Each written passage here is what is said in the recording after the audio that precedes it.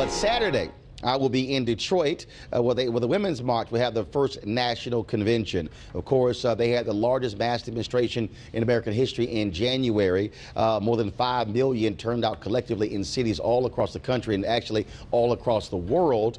And so, why have a national convention? Well, Carmen Perez, who is one of the co-organizers and co-leaders of the organization and this convention, she joins us right now. So, Carmen, exactly why a national convention? What was the genesis behind this?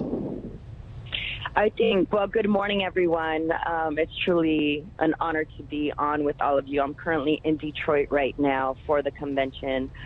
It was important after the election, after the mass mobilization on January 21st, for us to reconvene the women that had come out not only to demonstrate, but had been organizing. What we have seen since January 21st is that there have been over 17,000 women that have been running from office. Last year, it was about 900. And so it's important for us to build women's leadership across the board, from grassroots activism to running for office. I think it's also important for us to bring people together that have been asking what's next. We're really going to be looking at taking back Congress and impact state politics. We have workshops here that are 4 tracks. They're issue tracks, civic engagement tracks, training, and self-care. There's going to be about 4,000 people who are expected to be here in Detroit for the convention. But again, it's important that we come back together and we set the agenda for 2018. Now, why did you pick Detroit? We picked Detroit because this is where, a lot of organizing has been happening from Grace Lee Boggs. And it's important that we give back to a community that has been marginalized for so long. And a lot of the work, I organized with Tamika Mallory and Linda Sarsour, and we've done work here in Michigan through Flint.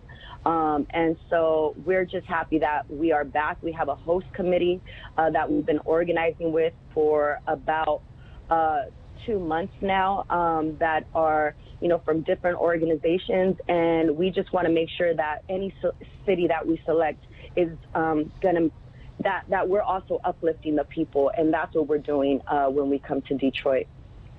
Y'all have had to deal with drama, of course. You had people who were upset that Senator Bernie Sanders was invited, but the reality is a lot of the most prominent Democratic women, y'all invited, but they, for various reasons, could not attend. And so, what? Am I correct? You invited Hillary Clinton, Senator Kamala Harris, Senator Elizabeth Warren, Senator Kirsten Gillibrand, and all of those folks declined to attend? All names mentioned for 2020. Yes. We did. And, I think what we want people to understand is that, this is about making sure that we bring people to the stage that could talk about where they're going in regards to politics. And we also need allies. And it was the reason why we had Senator Bernie Sanders participate. But what I also want people to understand is that what that has expressed to women like myself, Chicana feminists, is the fact that some of our white radical feminism does not include women of color. And there was a lot of pushback because of that. But for us, it was important that we made those invitations. They got declined based on people's schedules, and that's understandable. We put together something in a very small period of time, but it's not enough for us to be divided at this time. We need to come together. We need to make sure that we win Congress back. We need to come together and train our people, and we're going to keep it moving. We're going to continue. We get criticized all the time. Well, Carmen, what about people who also stop us?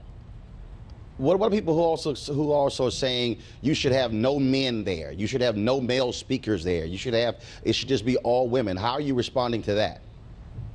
Well, what I will say is the fact that women of color, particularly Black and Latina women, our feminism has included men. We have had to fight alongside our men when people were only, Black folks and Latin folks were only worth 3/5 of a vote. And so we feel it's important for us to have male allies.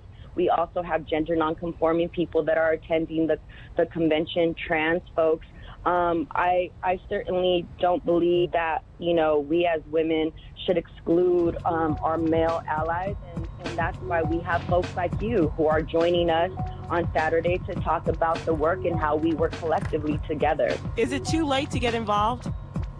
It is not too late to get involved. People could go to the Women's March or the womensconvention.com and purchase a ticket. There are single tickets available for Friday and Saturday at $125 and Sunday for $75. There's also a social justice concert that's happening on Saturday night with Melanie Fiona, V. Bozeman, Alice Smith for $20. And so people can go to our website and still get involved. Dadgummit, I got to fly to New York. I'm going to miss Alice Smith. Bummer. All right, Carmen. I'm going to miss her. Carmen Perez, we appreciate it. Thanks a lot. Women's March National Convention, Friday through Sunday in Detroit. Weekdays on TV One. I will never lie to you. Oh, my God. Roland Martin. He doesn't want to talk to us. He wants to ignore us. Uncensored. Hell no. That ain't going to cut it, boo. Unapologetic. No, that is fundamentally false. You are wrong. Unfiltered. He wants an America where we all look alike.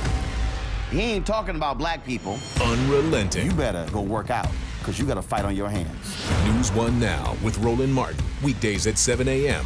on TV One.